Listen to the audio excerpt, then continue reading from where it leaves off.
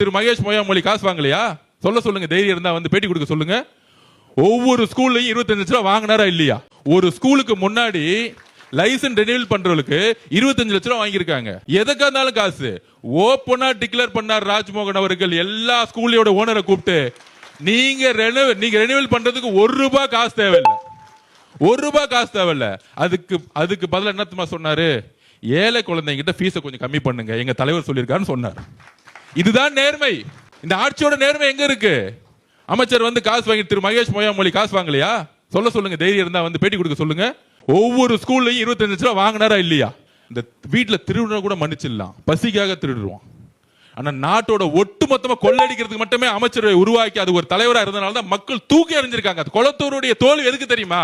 ஒரு தனிப்பட்ட மனிதனோட தோல்வி கிடையாது, ஒட்டுமொத்த நிர்வாகத்தோடைய ஊழலுக்கு எதிரான ஒரு மிகப்பெரிய மக்கள் ஒரு புரட்சியை உருவாக்குனாங்க.